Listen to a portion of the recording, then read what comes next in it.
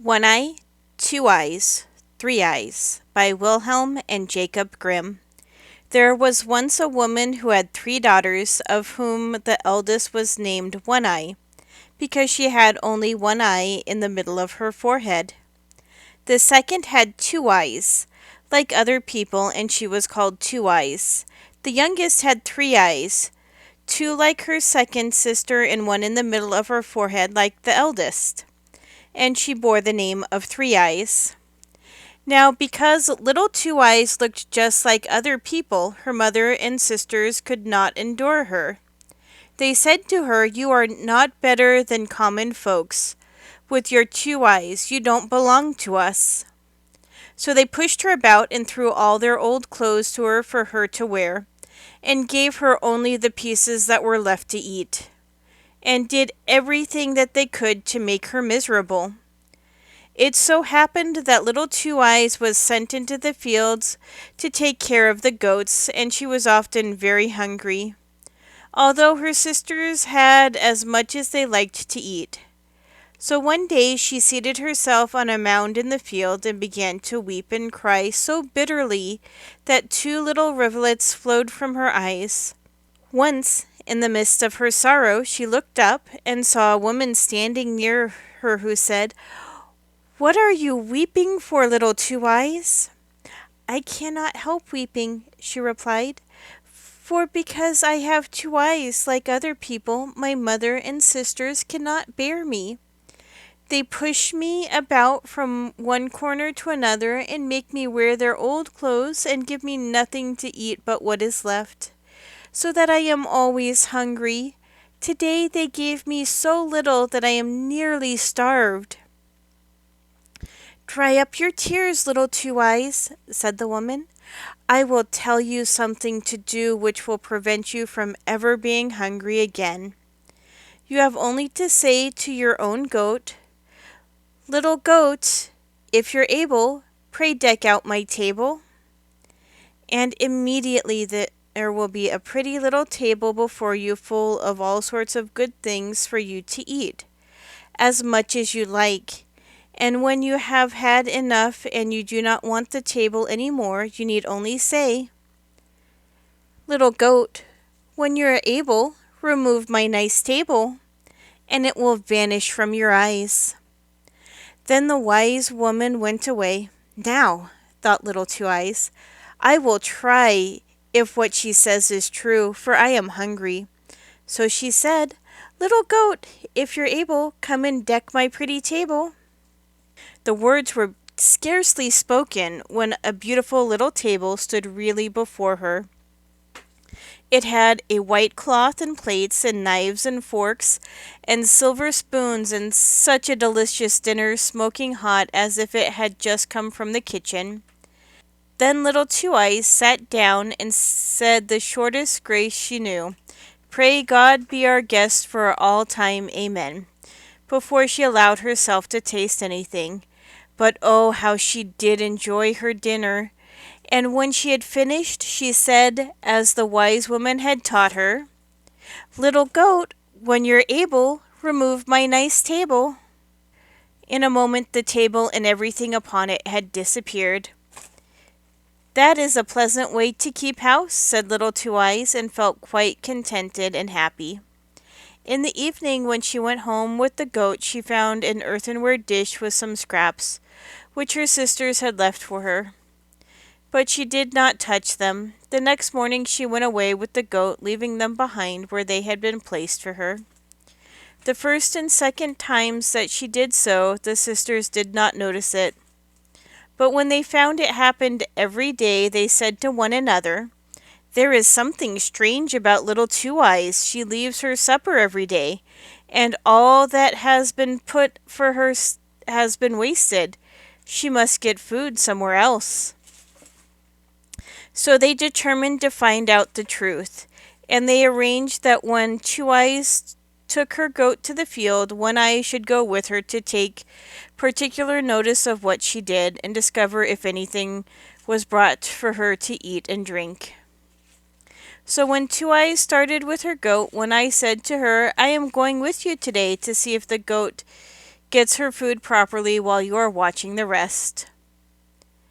But Two Eyes knew what she had in her mind, so she drove the goat into the long grasses and said, "Come, One Eye, let us sit down here and rest. I will sing to you." One Eye seated herself, and not being accustomed to walk so far, or to be out in the heat of the sun, she began to feel tired. And as little Two Eyes kept on singing, she closed her one eye and fell fast asleep.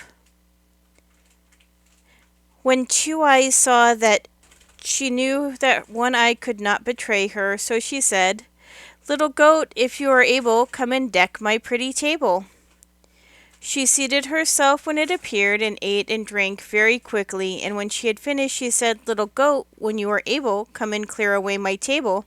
It vanished in the twinkling of an eye, and then Two Eyes woke up One Eye and said, "Little One Eye, you are a clever one to watch goats, for while you are asleep they might be running all over the world. Come, let us go home."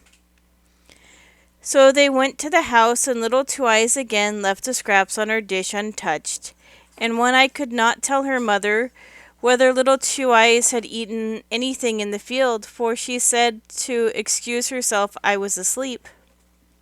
The next day the mother said to Three Eyes, "You must go to the field this time and find out whether there is anyone who brings food to little Two Eyes, for she must eat and drink secretly." So when little Two Eyes started with her goat, Three Eyes followed and said, "I am going with you today to see if the goats are properly fed and watched." But Two Eyes knew her thoughts, so she led the goat through the long grass to tire Three Eyes. And at last she said, "Let us sit down here and rest, and I will sing to you, Three Eyes." She was glad to sit down, for the walk and the heat of the sun had really tired her. And as her sister continued her song, she was obliged to close two of her eyes, and they slept, but not the third. In fact, Three Eyes was wide awake with one eye, and heard and saw it all that Two Eyes did, for the poor little Two Eyes, thinking she was asleep, said in her speech to the goat, and the table came with all the good things on it, and was carried away when Two Eyes had eaten enough, and the cunning Three Eyes saw it all with her one eye. But she pretended to be asleep when her sister came to wake her and told her she was going home. That evening, when little Two Eyes again left the supper they placed aside for her, Three Eyes said to her mother, "I know where the proud thing gets her good eating and drinking." And then she described all she had seen in the field. "I saw it all with one eye," she said, "for she had made my other two eyes close with her fine singing, but luckily the one in my forehead remained open." Then the envious mother cried out to poor little Two Eyes, "You wish to have better food than we do, you? You shall lose your wish." She took up a butcher's knife, went out, and stuck the good little goat in the heart, and it fell dead. When little Two Eyes saw this, she went out into the field, seated herself on a mound, and wept most bitter tears. Presently the wise woman stood again before her and said, "Little Two Eyes, why do you weep?" "Oh," she replied, "I must weep. The goat who every day spread my table so beautifully has been killed by my mother, and I shall have again to suffer from hunger and sorrow." "Little Two Eyes," said the wise woman, "I will give you some good advice. Go home and ask your sister to give you the heart of this slaughtered goat, and then go and bury it in the ground in front of the house door." On saying this, the wise woman vanished. Little Two Eyes went home quickly and said to her sister, "Dear sister, give me some part of my poor goat. I don't want anything valuable, only give me the heart." Her sister laughed and said, "Of course you can have that if you don't want anything else." So little Two Eyes took the heart, and in the evening, when all was quiet, buried it in the ground outside the house door, as the wise woman had told her to do. The next morning, when they all arose and looked out of the window, there stood a most wonderful tree, with leaves of silver and apples of gold hanging between them. Nothing in the wide world could be more beautiful or more costly. They none of them knew how the tree could have come there in one night, excepting little Two Eyes. She supposed it had grown up from the heart of the goat, for it stood over where she had buried it in the earth. Then said the mother to little One Eye, "Climb up, my child, and break off some of the fruit from the tree." One Eye climbed up, but when she tried to catch a branch and pluck one of the apples, it escaped from her hand. And so it happened every time she made an attempt, and to do what she would, she could not reach one. "Three Eyes," said the mother, "climb up and try what you can do. Perhaps you will be able to see better with your three eyes than One Eye can." One Eye slid down from the tree, and Three Eyes climbed up. But Three Eyes was not more skillful. With all her efforts she could not draw the branches nor the fruit near enough to pluck even a leaf, for they sprang back as she put out her hand. At last the mother was impatient and climbed up herself, but with no more success, for as she appeared to grasp a branch or fruit, her hand closed upon thin air. "May I try?" said little Two Eyes. "Perhaps I may succeed." "You indeed!" cried her sisters. "You with your two eyes, what can you do?" But Two Eyes climbed up, and the golden apples did not fly back from her when she touched them, but almost laid themselves on her hand, and she plucked them up one after another, till she carried down her own little apronful. The mother took them from her and gave them to her sisters, as she said little Two Eyes did not handle them properly. But this was only from jealousy, because little Two Eyes was the only one who could reach the fruit, and she went into the house feeling more spiteful to her than ever. It happened that while all three sisters were standing under the tree together, a young knight rode by. "Run away, quick, and hide yourself, little Two Eyes, hide yourself somewhere, for we shall be quite ashamed for you to be seen." Then they pushed the poor girl in great haste under an empty cask, which stood near the tree, and several of the golden apples that she had plucked along with her.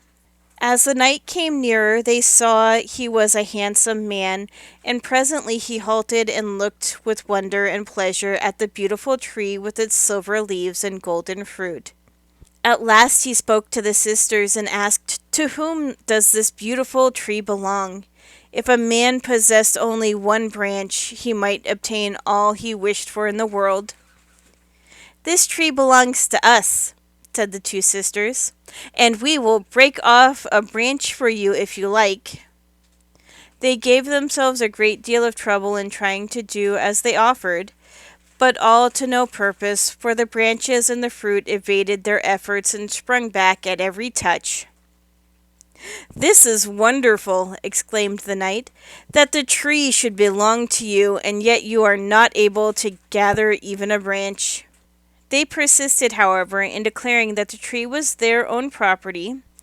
At this moment little Two Eyes, who was angry because her sisters had not told the truth, caused two of the golden apples to slip out from under the cask, and they rolled on till they reached the feet of the knight's horse. When he saw them, he asked in astonishment where they came from.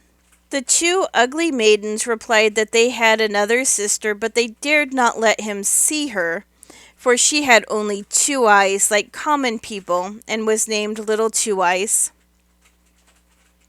But the knight felt very anxious to see her, and called out, "Little Two Eyes, come here." Then came Two Eyes, quite comforted from the empty cask, and the knight was astonished to find her so beautiful. Then he said, "Little Two Eyes, can you break off a branch of the tree for me?" "Oh, yes," she replied, "I can very easily, for the tree belongs to me." And as she climbed up, and without any trouble broke off a branch with its silver leaves and golden fruit, and gave it to the knight. He looked down at her as she stood by his horse, and said, "Little Two Eyes, what shall I give you for this?" "Ah," she answered, "I suffer from hunger and thirst and sorrow and trouble from early morning till late at night. If you would only take me with you and release me, I should be so happy." Then the knight lifted the little maiden on his horse and rode home with her to his father's castle. There she was given beautiful clothes to wear and as much to eat and drink as she wished. And as she grew up, the young knight loved her so dearly that they were married with great rejoicing. Now, when the two sisters saw little Two Eyes carried away by the handsome young knight, they were overjoyed at their good fortune. "The wonderful tree belongs to us now," they said, "even if we cannot break off a branch. Yet everybody who passes will stop to admire it and make acquaintance with us, and who knows, we may get husbands after all." But when they rose the next morning, lo, the tree had vanished, and with it all their hopes. And on this very morning, when little Two Eyes looked out of her chamber window of the castle, she saw to her great joy that the tree had followed her. Little Two Eyes lived for a long time in great happiness, but she heard nothing of her sisters till one day two poor women came to the castle to beg for alms. Little Two Eyes saw them and looked earnestly in their faces. She recognized her two sisters who had become so poor that they were obliged to beg for their bread from door to door. But the good sister received them most kindly and promised to take care of them and give them all they wanted. And they did indeed repent and feel sorry for having treated her so badly in their youthful days.